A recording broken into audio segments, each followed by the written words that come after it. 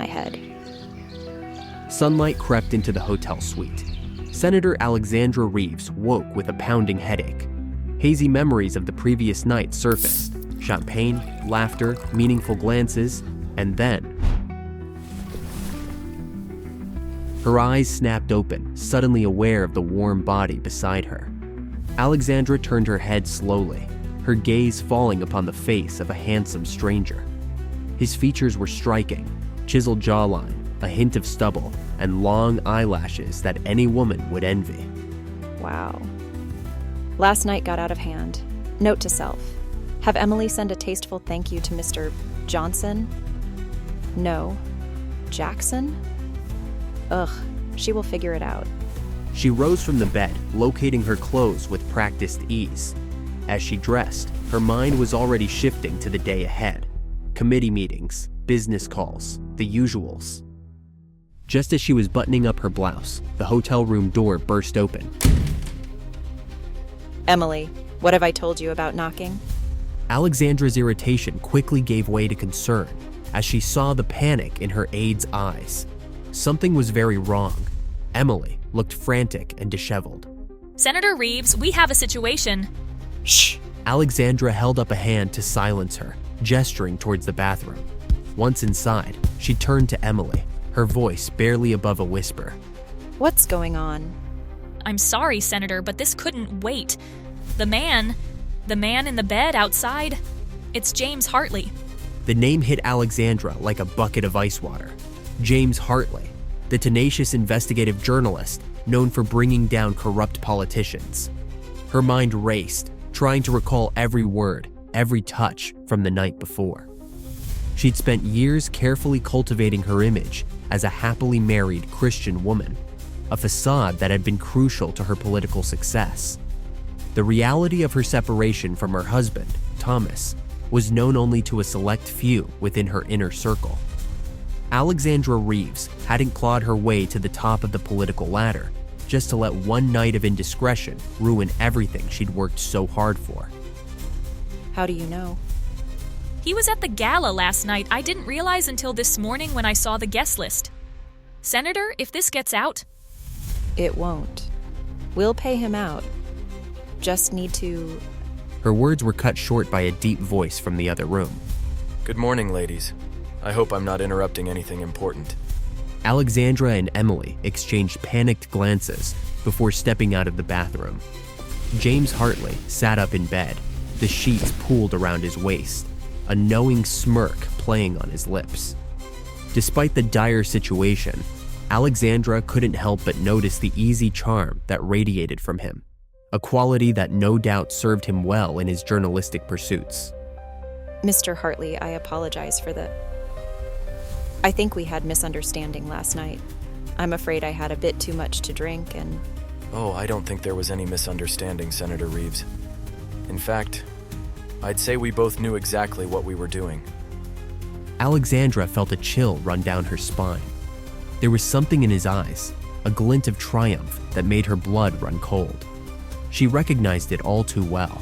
It was the same look she'd worn countless times when outmaneuvering her political rivals. Emily, give us a moment, please. Once they were alone, Alexandra's demeanor changed. Gone was the flustered woman of moments ago, replaced by the shrewd politician who had fought tooth and nail to reach the upper echelons of power. She'd faced tougher challenges than this charming journalist, and she wasn't about to let him derail her ambitions. All right, Mr. Hartley. I don't remember you correcting me last night when I called you Chuck Johnson. In fact, you talked of oil investments like you might be the man himself. What's your game? I think you know, Senator. Or should I say, you're about to find out.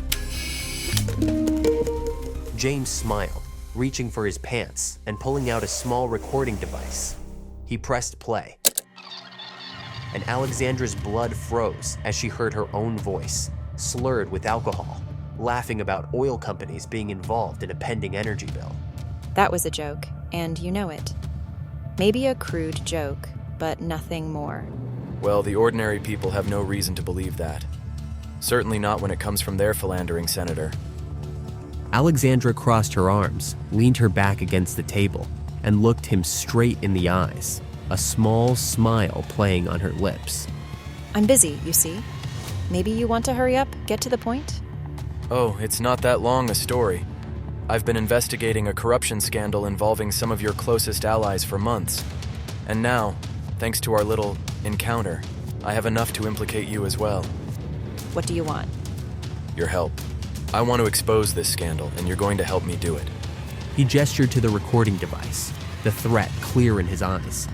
But as Alexandra's mind raced, she began to see not just the danger, but also the opportunity that lay before her. With information like this, she could potentially gain leverage over some of her most powerful rivals within the party. And if I agree?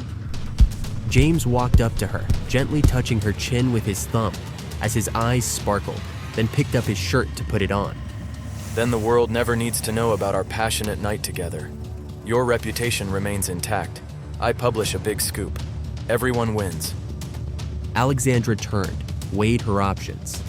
Cooperating with James could mean betraying her allies, but refusing would definitely end her career.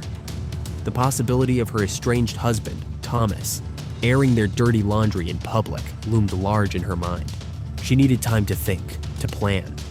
I'll need assurances, and time to gather information. You have 48 hours, Senator. After that, I start writing my expose, with or without your help. As James dressed and prepared to leave, Alexandra's mind was already formulating a plan. She had no intention of becoming a pawn in his game. If James wanted to play hardball, she'd show him just how ruthless she could be. I'll be in touch. Oh, and Alexandra, thanks for a wonderful night. The door closed behind him, leaving Alexandra alone with her thoughts. She took a deep breath, steeling herself for the battle ahead.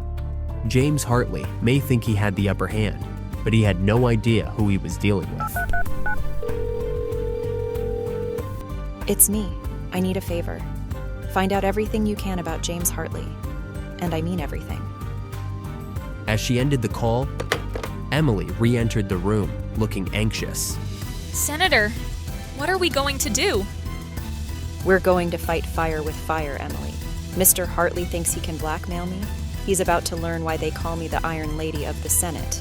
As Emily busied herself cleaning up the room, erasing all evidence of the night's indiscretion, Alexandra stared out the window at the city below. The game was on, and Alexandra Reeves played to win. But as the sun climbed higher in the sky, casting long shadows across the city, one question remained. In this high-stakes game of political chess, who would emerge victorious? The clock was ticking, and the next 48 hours would determine not just Alexandra's fate, but potentially the future of the entire nation.